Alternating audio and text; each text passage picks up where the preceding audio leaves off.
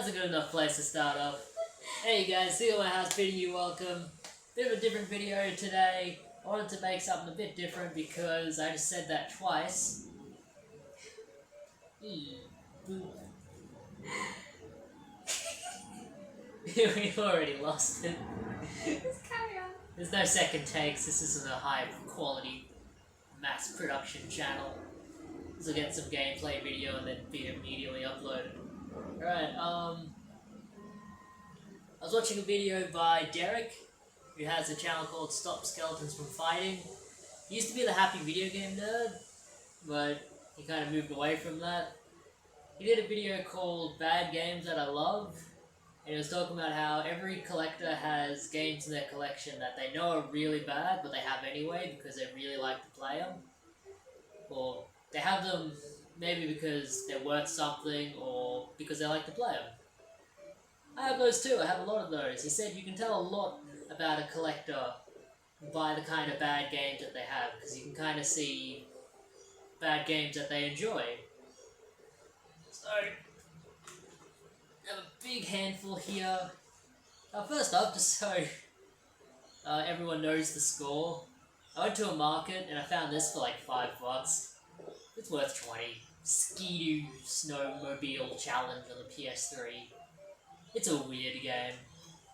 It's not very good, but I was playing it and I was really reminded of like Tony Hawk's music, because all of it was like My Chemical Romance, Papa Roach, that kind of 90s to 2000s kind of bad music, but it's fun to listen to. And that's kind of in the same vein as all of these. They're kind of bad. Objectively, they're not the best, but they're fun to listen to for whatever reason. Maybe you have some nostalgia with them, maybe you just enjoy them for what they are. And Catherine will be doing one too. She will be doing this at the end. So think about what you want to say about that one while you're playing Rugrats, which probably should have taken its spot in the video. Well, would you say Rugrats Search for Reptar is a bad game? No. No? The controls are weird though. The controls are bad, the camera's bad because you can't actually move the camera around. Although most of that may have just been from it being older. This is from 1996. Really? Yeah, before the DualShock came out, so I think most games had that problem back in the day. The only reason some games, like Spyro and Crash Bandicoot, didn't have those problems is because it's had a better camera system. While games that wanted to have more freedom in movement, especially in confined spaces like a room. Yeah. You know, Spyro, it's like big open worlds. There's some corridors, but the camera's locked in corridors, so they made it a bit better. Still in the mission where you collect eggs. Okay, let's do my ones first. First up, I was kind of interested by Derek's choice. He chose The Quiet Man at the very end, which I look at and I just think looks like a really bad game, but now that he's given it a bit of a recommendation, I'll probably try it.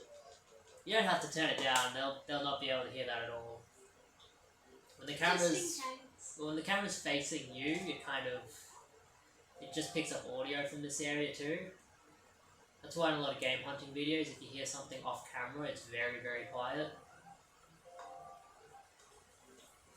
But for my choice for the Nintendo Switch, well, I got decent reviews, but when I kind of look up what people say about it, they all have a lot of valid complaints, but complaints still. It's Travis Strikes Back, No More Heroes on the Nintendo Switch.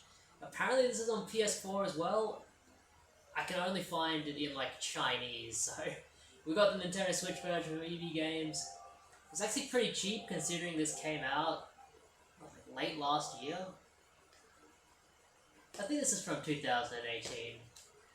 But the main game is actually a visual novel, and if you want to, you can just skip all the way through the entire visual novel because none of it actually matters or makes sense. Basically, the game is a rip-off of Dragon Ball Z, in that the story is you have to collect 6 or 7 magical cartridges to play on this cursed video game system. And if you beat all of the levels and all of the bosses, then Shenlong the dragon will come and grant you a wish or something, I don't know. You don't actually get a wish at the end. This game kind of just ends without telling you. But in the main game, it's visual novel. But then in what it calls the trailer, you actually play levels.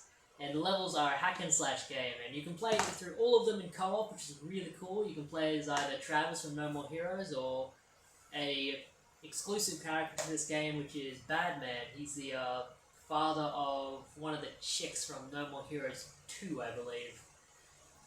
And it is very repetitive in some areas. However, each level is completely different, but you are doing the same thing in every level. So you might have a level where you're in a Resident Evil style mansion, but you're still hacking and slashing, even if you are going into like different rooms finding... You're not finding keys, you're finding... what was it? Coffee and donuts, right? Yeah. Yeah, because coffee and donuts was the deceased man's favourite food and drink, so you're finding those for him.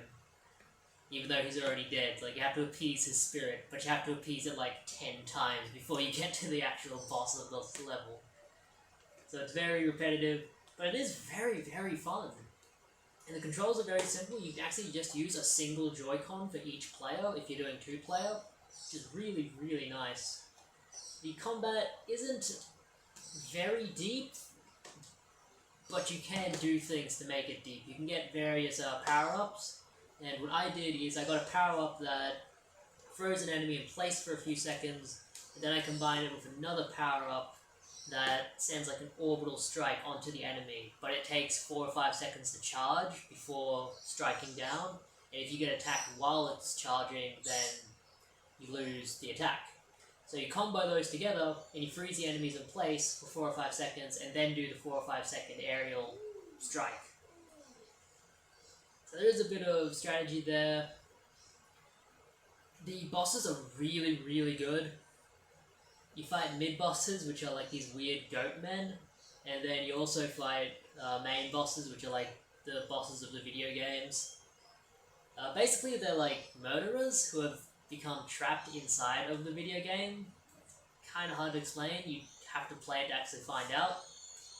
I do recommend it if you don't mind doing the same thing over and over. If you like hack and slash games, and you like hack and slash games where you are always progressing in your kind of combat, but slowly. Like, in God of War, you always progress in your combat, but like you beat a certain number of enemies and then you have enough points to unlock the next stage of your weapon. You know? Those I've kind of never games. played that game. You never played God of War? None of them. None of them.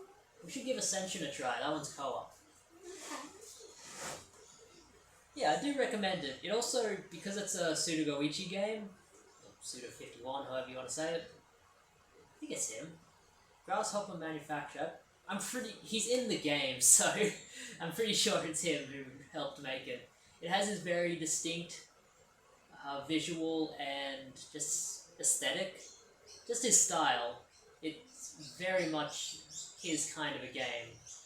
So if you've played his other games, like obviously No More Heroes, or what's another one? I'm blanking at the moment, but his kind of game. Next one, this is going to be a long video. I get talking about a game I like and then I just can't stop talking about it. It's okay. It can be a long video. Hey, you're editing it. No, I'm not. The next one is Mickey's Wild Adventure. Lambasted when it was released. Hated upon when it was released in 1996? Mid-90s. Because it was not 3D, you could only do side-scrolling. This was a time when games like Spyro were coming out. Games like, if you were a PC gamer, Elder Scrolls Daggerfall was out, which was just an insane bastion of freedom. games like Twisted Metal were out, where it was all 3D. I think Metal Gear Solid was just on the horizon. So for a game like this to come out, which is just Super Nintendo port, updated with some 3D graphics, side scroller, fluid animation, 2D, looks like a cartoon. It was not well received back in the day, but that doesn't mean it's a bad game, even though it was reviewed badly. I feel like these days, if a game like this comes out, people like it. Something like DuckTales Remastered was loved, or maybe not DuckTales Remastered, Shovel Knight was loved, because it didn't try to be a modern game, it tried to do its own thing. While back in the day, if you weren't a modern game, people or reviewers didn't really take you seriously. Like, they probably looked at Mickey's Wild Adventure and thought, oh yeah, kids game, whatever, 5 out of 10. But, if you dig deep into it, you will find that this is actually insanely challenging. This game is really, really hard. Like, if you can get past the 4th level, I commend you. It's very, very difficult to do, especially considering limited lives, limited continues. It's very old school in that regard. Sometimes to a fault, like you get to a very far level and you die to a boss before you can really recognize its patterns, and hey, you have to go through the whole game again. But in that way, it's also very rewarding. It's much more rewarding to be able to finish a game in one go like Contra than it is to sit down and just grind your way through a game that gives you unlimited continue. Like, in a lot of modern games, when you die, it's like you die on the spot and then you're spawned a couple of steps back with full health and you get to retry. Or at a checkpoint. This game's not like that, but it's very colourful. Very, very colourful. Controls are excellent. It's ported from the Super Nintendo, so it has a really vibrant, the colours that stand out. Like each individual colour really stands out in this game.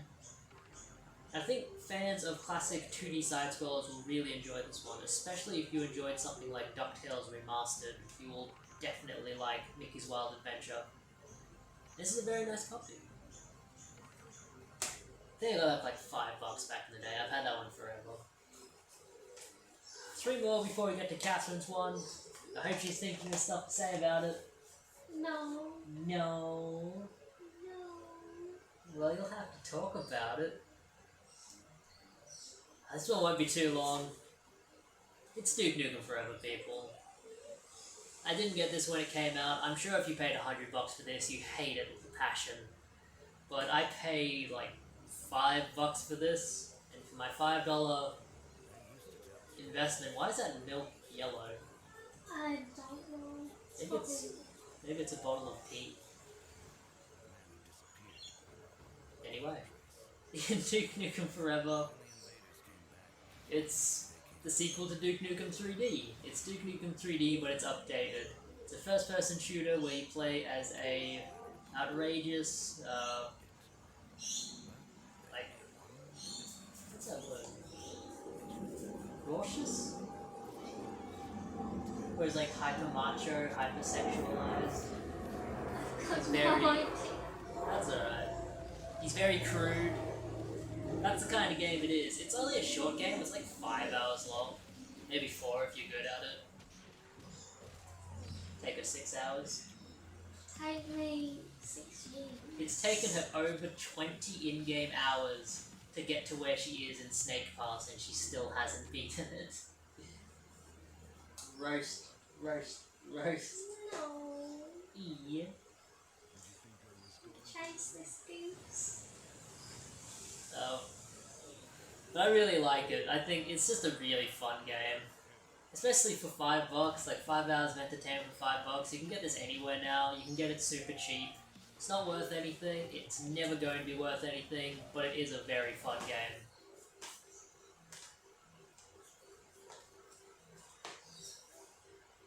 Ooh, I'll talk about this one first. For the PlayStation 2, one I got just in the last year, and I actually made a review of it. If you want to check that out, I guess I'll put it in the description. Ghost Vibration on the PS2. At the time, I said this was a lot like Luigi's Mansion. Looking back, it's a lot more like an on-rails Ghostbusters in just about every way. There's a lot of... It's very humorous, but also very dark. Like, it's humorous in its presentation. Like, the graphics are silly, the characters are silly, all of the acting is very silly. But the subject matter is very, very serious, similar to Ghostbusters has, like, hey, supernatural demons are invading the city, but they're all weird and fun. And people are scared, they're terrified, which is awful, but it's also kind of funny, because one of them is fat and green and slimy. Yeah, it's kind of like that. It's an on-rails shooter, where when an enemy appears on screen, you have to stun it with something and then try to suck it in with your ghost vacuum. I'm not sure where the trope of ghosts being sucked in by vacuums came from, but it seems that every game or movie or anything that has something to do with ghosts and capturing ghosts, the way they capture it is via vacuum. This one is a bit more expensive. I'm not sure how much it's worth. I saw this at a market once, like a gaming market, and I was asking $80 for it. He said it was super rare. I think I got mine for like 45, 50. It was one I grabbed when I was getting like the rare games for the PS2 kind of set. Not doing that anymore. Mostly because I have all of them. But I do recommend it. If you do find it for like 10 or 20 bucks, give it a go. It's pretty difficult, even on the easiest setting, because even though the ghosts are in set places, the bosses are very hard. And when you die, you do have to restart a whole like section again. Like, I think you get a couple of tries at a boss, and then you have to go back to the beginning of the game, which is just how it was back then. Yeah, that's all I really have to say about this one. I don't remember an incredible amount about it, unfortunately. If you do want to know a more comprehensive overview of this, definitely check out my review of it. And finally, for the Wii, another game I finished in the last year. Actually, one of the first games I finished when I moved into this unit. Like, I was all set up, had everything put together, had my big screen TV, newly bought, and I thought, I'm going to use this 4K HD, Ultra Blu-ray ready system to play a Wii game from 2009 using red. Who's calling me?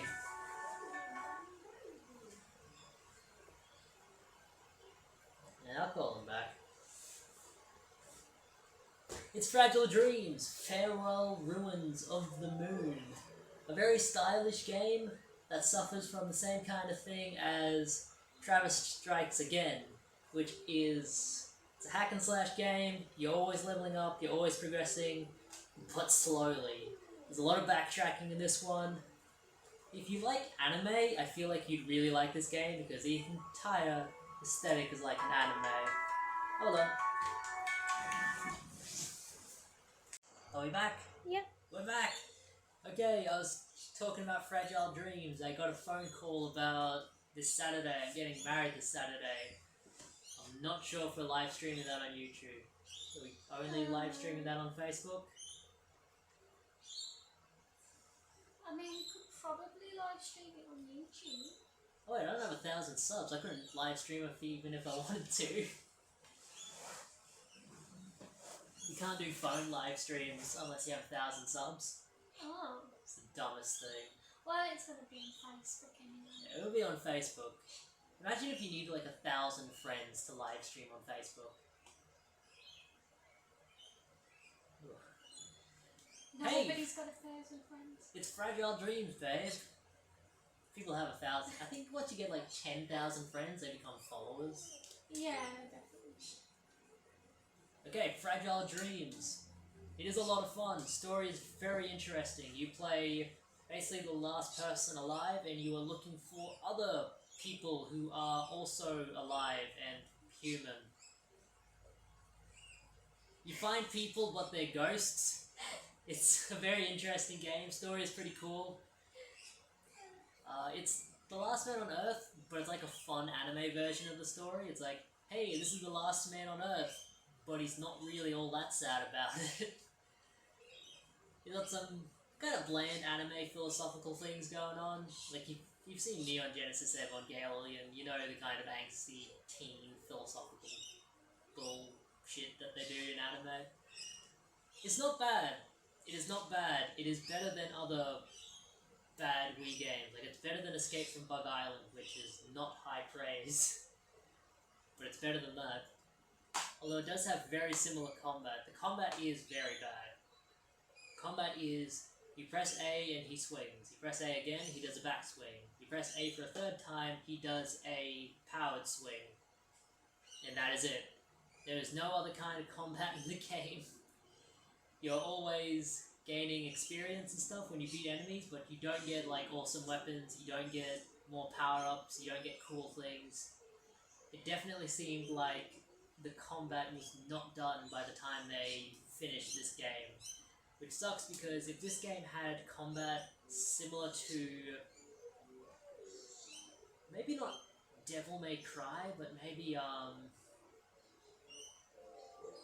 it is a slower kind of game, so maybe not Devil May Cry. Kind of like a slower version of Devil May Cry. If it had that kind of combat, it would be a great game. Because everything other than the combat and the backtracking is really good. But most of the bulk of the game is combat and backtracking, so instead of focusing on the things that make it a positive experience to play, it focuses very much on the poorer aspects of it. Which is a shame because, like, for the first couple of hours, it is a very interesting game. You are compelled to play it, and playing through the first couple of hours is what compelled me to play through to the end of the game. Even though I do kind of regret it, because it's bad, but it's still fun. Alright, and that was Fragile Dreams. Pause that game, babe. Are you ready to talk about Dog's Life? No. Tell me about Dog's Life, babe. It's a dog's life. You gotta speak up. Try to match my volume.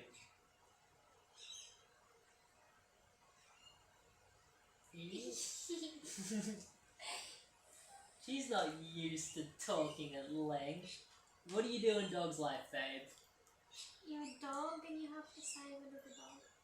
So you're a dog and you have to save another dog. Oh, but it's really gruesome because the woman was basically like dog catchers and they catch dogs to take them to a dog pound where they stay in these tiny cages and there's like a big machine and the woman basically cuts dogs up and turns them into cat food.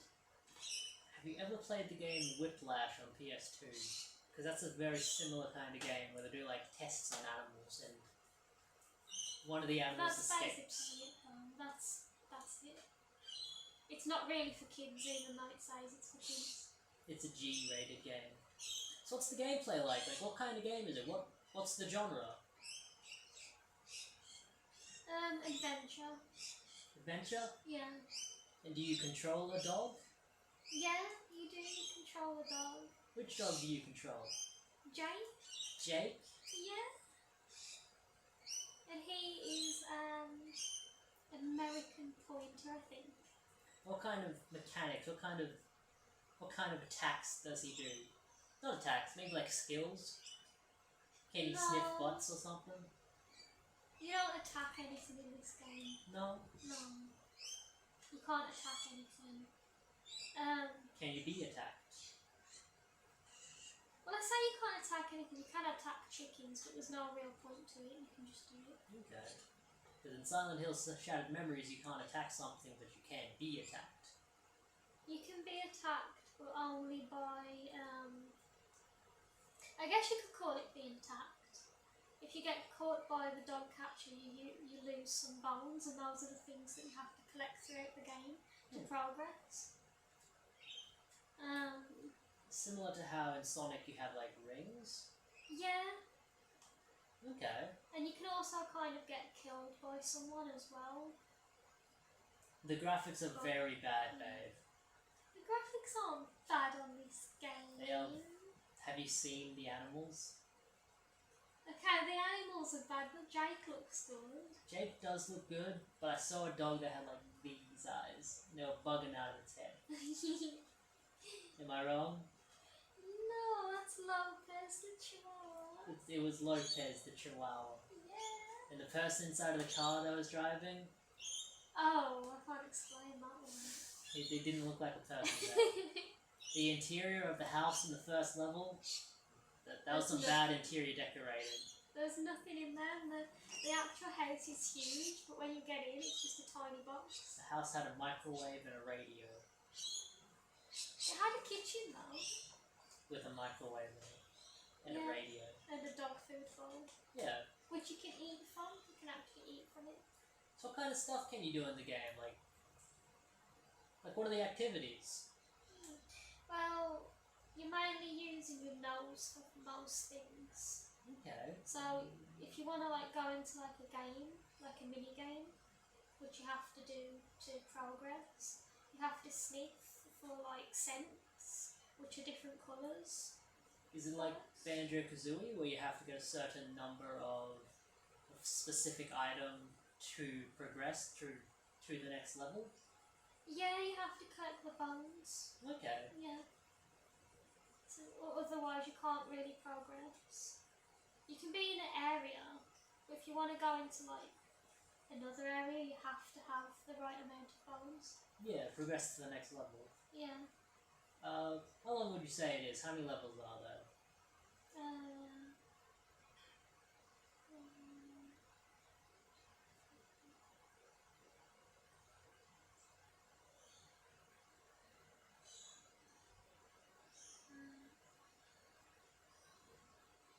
I'd say about 9 or 10. Okay, that's pretty good. It's not a very long game if you know what you're doing. There's lots of variety in the tasks. You're not going to get bored as you're playing through it. Well, no, it's basically the same thing over and over again on each level. Okay.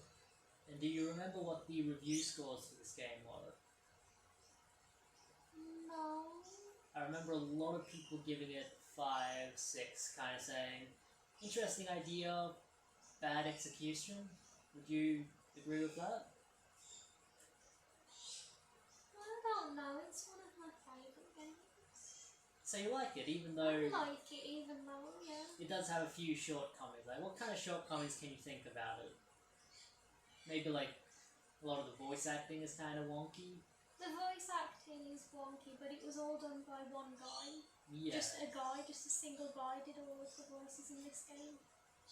Similar to the Phoenix games. Yeah. Like Lion and the King. Yeah, The best basically. game. It's basically kind of like that with the voice acting. It's less voice acting and more a guy reading a fairy tale and doing voices for different characters. Yeah, but he did a really good job of it though. That's good. Can you think of anything else about the game? I think you've done a great job explaining it. Any like standout moments? Any like real selling points on why someone would play it? I think like somebody would play this if they like animals, but like they'd never complete a game ever, so they can't like say they like animals, but they just play it for fun, like casually. Yeah. Like they don't complete it because if they complete it, then I don't think they'd like this game. Because then you get to the messed up shit. Yeah. So play like Animal Crossing or The Sims.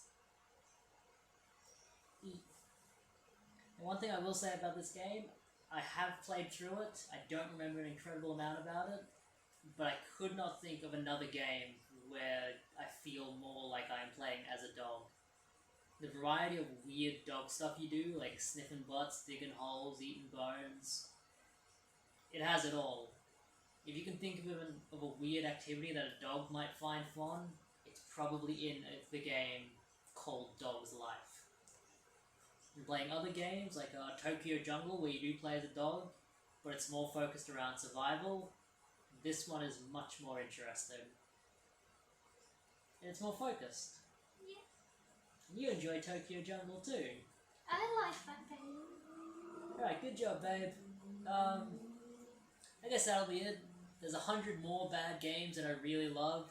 Maybe I'll make a sequel to this video in 20 years' time, but until then, Secret My House bidding you farewell, and what would you like to say as a farewell? Farewell. Yeah, say bye to the viewers. Bye.